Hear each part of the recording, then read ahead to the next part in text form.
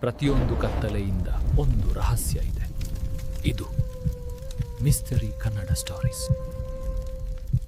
ನಮಸ್ಕಾರ, ನನ್ನ ಹೆಸರು ಅರ್ಜುನ್. ಸಾಮಾನ್ಯವಾಗಿ ನಾನು ಕಥೆಗಳನ್ನು ಬರೆಯುತ್ತೇನೆ.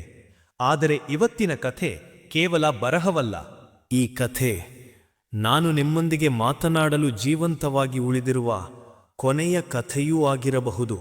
ಇಡೀ ಊರು ಕತ್ತಲಲ್ಲಿ ಮುಳುಗಿತ್ತು. ಹೊರಗೆ ನಾಯಿಯ ಬೊಗಳುವ ಶಬ್ದವೊಂದು ನಿರಂತರವಾಗಿ ಕಿವಿಗೆ ಬೀಳುತ್ತಿತ್ತು. ನನ್ನ ಅಪಾರ್ಟ್ಮೆಂಟ್ನಲ್ಲೂ ಕರೆಂಟ್ ಇರಲಿಲ್ಲ. ನಾನು ಲ್ಯಾಪ್ಟಾಪ್ನ ಮಸುಕಾದ ಬೆಳಕಿನಲ್ಲಿ 16 ವರ್ಷಗಳ ಹಿಂದೆ ನಿಗೂಢವಾಗಿ ಕಣ್ಮರೆಯಾದ ವರದಿಗಾರ ಮನು ಅವರ ಹಳೆಯ ಫೈಲ್ಗಳನ್ನು ತಿರುವಿ ನೋಡುತ್ತಿದ್ದೆ. ಮನು ಕಣ್ಮರೆಯಾಗುವ ಮುನ್ನ ಕಳುಹಿಸಿದ ಕೊನೆಯ ಸಂದೇಶ ಕೇವಲ 2 ಪದಗಳು: ಅಂಗಳ, ಕನ್ನಡಿ.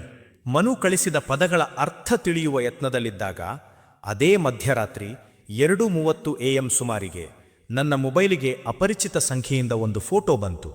ಫೋಟೋದಲ್ಲಿ ಯಾವತ್ತೂ ಬಾಗಿಲು ಮುಚ್ಚಿರುವ ಹಳೆಯ ಮನೆಯೊಂದರ ಅಂಗಳದಲ್ಲಿ ಇರಿಸಲಾಗಿದ್ದ ಒಂದು ದೊಡ್ಡ ಅಸಹಜವಾದ ಮರದ ಪೆಟ್ಟಿಗೆ ಇತ್ತು. ಆದರೆ ಭಯಾನಕ ವಿಷಯ ಅದಾಗಿರಲಿಲ್ಲ. ಫೋಟೋ ಬಂದ ಕೆಲವೇ ಸೆಕೆಂಡುಗಳಲ್ಲಿ ನನ್ನ 12ನೇ ಮಹಡಿಗೆ ಲಿಫ್ಟ್ ಕರೆ ಗಂಟೆ ಶಬ್ದ ಮಾಡಿತು. ನಮ್ಮ ಬಿಲ್ಡಿಂಗ್ನಲ್ಲಿ ಆ ಸಮಯದಲ್ಲಿ ಯಾರೂ ಇರುವುದಿಲ್ಲ. ನನ್ನ ಹೃದಯ ರಭಸದಿಂದ ಬಡಿಯುತ್ತಿತ್ತು. ನಾನು ಬಾಗಿಲ ಬಳಿ ಹೋದಾಗ ಲಿಫ್ಟ್ ಬಾಗಿಲು ನಿಧಾನವಾಗಿ ತೆರೆಯಿತು. ಆದರೆ ಒಳಗಿಂದವರು ಮನುಷ್ಯರಾಗಿರಲಿಲ್ಲ. ಕೇವಲ ಒಂದು ಖಾಲಿ ಹಳೆಯ ಕಾಲದ ಕಂದು ಬಣ್ಣದ ಸೂಟ್ ಕೇಸ್ನ ಬೀಗ ಹಾಕಿರಲಿಲ್ಲ. ನಾನದನ್ನು ನಿಧಾನವಾಗಿ ತೆರೆದೆ. ಒಳಗೆ ಮನುಷ್ಯನ ತಲೆಯ ಗಾತ್ರದಷ್ಟು ಇರುವ ಕಪ್ಪು ಬಣ್ಣದ ಹಳೆಯ ಕಾಲದ ಕನ್ನಡಿ ಇತ್ತು. ಅದರ ಅಂಚುಗಳಲ್ಲಿ ಯಾವುದೋ ಒಣಗಿದ ಕಪ್ಪು ವಸ್ತು ಅಂಟಿಕೊಂಡಿತ್ತು. ಕನ್ನಡಿಯು ಮನು ಕಳಿಸಿದ್ದ ಕನ್ನಡಿ ಎಂಬ ಪದಕ್ಕೆ ಉತ್ತರವಾಗಿತ್ತು. ಆದರೆ ಅಂಗಳ ಯಾಕೆ ಮತ್ತೆ ಕನ್ನಡಿಯಾದರೂ ಯಾಕೆ ಎಂದು ನಾನು ಯೋಚಿಸುತ್ತಿರುವಾಗಲೇ ಆ ಸೂಟ್ ಕೇಸ್ನಿಂದ ಅತಿ ಕಡಿಮೆ ಶಬ್ದದಲ್ಲಿ ಒಂದು ಪಿಸು ಮಾತು ಕೇಳಿಸಿತು: ಇಲ್ಲಿಂದಲೇ ಹೋಗೋಣ. ಆ ಶಬ್ದ ಕೇಳುತ್ತಿದ್ದಂತೆಯೇ ನನ್ನ ಮೈ ಮೇಲೆ ಒಂದು ಐಸ್ ಗಡ್ಡೆಯ ಸ್ಪರ್ಶವಾದಂತಾಯಿತು.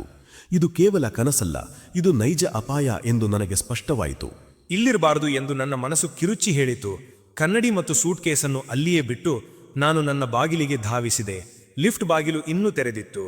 ಆದರೆ ಕತ್ತಲಿನಲ್ಲಿ ಲಿಫ್ಟಿನ ಹಿಂಭಾಗದ ಕನ್ನಡಿಯಂಥ ಗೋಡೆಯಲ್ಲಿ ನನ್ನ ಹಿಂದೆಯೇ ನಿಂತಿದ್ದ ಮನುಷ್ಯನ ಆಕಾರವೊಂದು ನನ್ನನ್ನೇ ನೋಡಿ ನಗುತ್ತಿತ್ತು.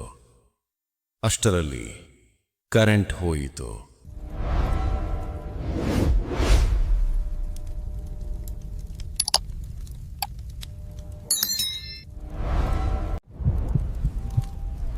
ಕತ್ತಲೆಯಲ್ಲಿ Mystery